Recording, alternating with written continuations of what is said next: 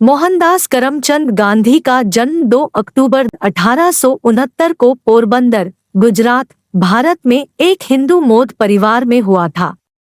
उनके पिता, जिनका नाम करमचंद गांधी था, पोरबंदर शहर के दीवान थे। उनकी माँ, जिनका नाम पुतलीबाई था, उनके पिता की चौथी पत्नी थी। पिछली 3 पत्नियां प्रसव के दौरान मर गई। गांधी जी का जन्म वैश्य परिवार में हुआ था। वह 13 वर्ष के थे जब उनके माता पिता ने उनकी शादी कस्तूरबाई माखन जी से कर दी। उनके 4 बेटे थे। गांधी जी ने 1 वर्ष तक बॉम्बे विश्वविद्यालय में कानून का अध्ययन किया। फिर यूनिवर्सिटी कॉलेज लंदन से उन्होंने स्नातक की उपाधि प्राप्त की और इंग्लैंड के बार एसोसिएशन में भर्ती हुए। उसके बाद वह बम्बई लौट आए और वहां 1 साल तक कानून का अभ्यास किया। फिर नेटाल में एक भारतीय फर्म के लिए काम करने के लिए दक्षिण अफ्रीका चले गए। वहां गांधी जी को नस्लवाद का सामना करना पड़ा। वैध प्रथम श्रेणी का टिकट होने पर उन्हें ट्रेन से बाहर फेंक दिया गया और तीसरी श्रेणी में धकेल दिया गया। बाद में एक यूरोपीय यात्री के लिए जगह बनाने के लिए फुटबोर्ड पर यात्रा करने से इनकार करने पर कोच ड्राइवर ने उनकी पिटाई कर दी। उनकी नस्ल के कारण उन्हें कई होटलों से प्रतिबंधित कर दिया गया था। दक्षिण अफ्रीकी युद्ध के दौरान गांधी एक स्ट्रेचर बेरर थे। उन्होंने घायल काले दक्षिण अफ्रीकियों की सेवा के लिए 300 भारतीय स्वयंसेवकों और सैकड़ों सहयोगियों की भारतीय एम्बुलेंस कोर का आयोजन किया।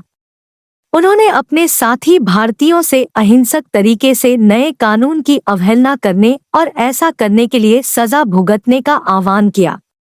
कई बार उन्हें अपने हजारों समर्थकों के साथ जेल भी जाना पड़ा। शांतिपूर्ण भारतीय विरोध प्रदर्शन के कारण जनता में आक्रोश फैल गया और दक्षिण अफ्रीकी जनरल जेसी स्मट्स को गांधी जी के साथ समझौता करने के लिए मजबूर होना पड़ा। हालांकि गांधी जी ने प्रथम विश्व युद्ध में अंग्रेजों का समर्थन किया था। भारत वापस आकर गांधी भारतीय स्वतंत्रता के संघर्ष में सक्रिय हो गए। उन्होंने भारतीय राष्ट्रीय कांग्रेस के सम्मेलनों में भाषण दिया और इसके नेताओं में से एक बन गए। 1918 में विनाशकारी अकाल के दौरान गांधी जी ने अंग्रेजों द्वारा लगाए गए बढ़ते टैक्स का विरोध किया। हजारों भूमिहीन किसानों और नागरिकों को संगठित करने के लिए उन्हें बिहार राज्य के चंपारण में गिरफ्तार किया गया था। जेल में गांधी जी अकाल पीड़ित किसानों के साथ एकजुटता दिखाने के लिए भूख हड़ताल पर थे। उनके हजारों समर्थक जेल के आसपास जमा हो गए। गांधी को लोग महात्मा और बापू कहकर संबोधित करते थे। तब उन्होंने ब्रिटिश प्रशासन के साथ बातचीत में किसानों का प्रतिनिधित्व किया। उनका प्रयास काम आया।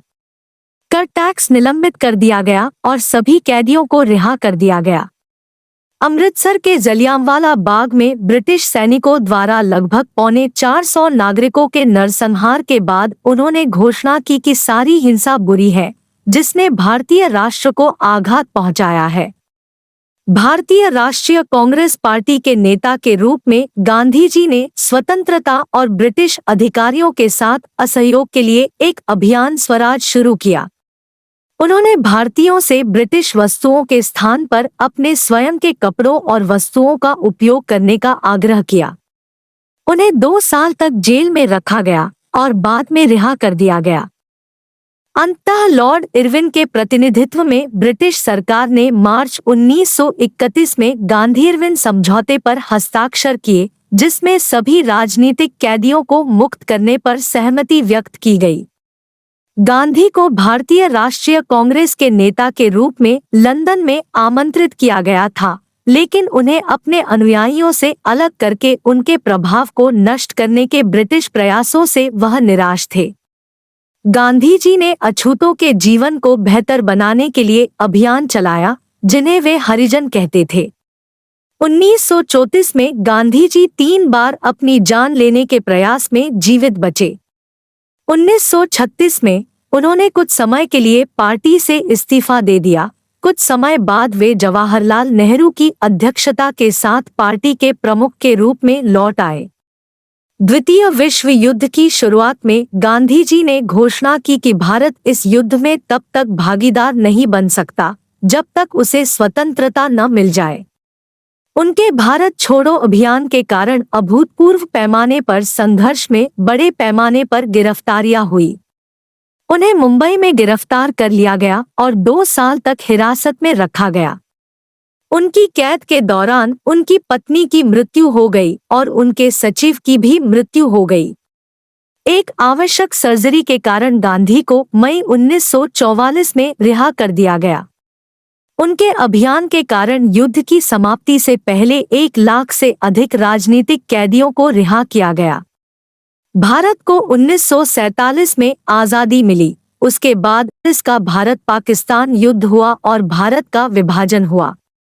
गांधी जी ने कहा, भारत का विभाजन करने से पहले मेरे शरीर के 2 टुकड़े करने होंगे। खूनी दंगों में लगभग 10 लाख लोग मारे गए। उन्होंने कांग्रेस पार्टी से विभाजन को स्वीकार करने का आग्रह किया और सभी से हिंसा को रोकने का आह्वान करते हुए दिल्ली में अपना अंतिम आमरण अनशन अभियान शुरू किया। गांधी जी ने विभाजन समझौते के सम्मान में पाकिस्तान को 55 करोड़ रुपए देने का भी आह्वान किया। 30 जनवरी 1948 को एक प्रार्थना सभा के लिए जाते समय गांधी को सीने में 3 बार गोली मारी गई और उनकी मृत्यु हो गई। उनकी हत्या के लिए पंडित नाथूराम गोडसे को दोषी ठहराया गया और 1 साल बाद उन्हें फांसी दे दी गई।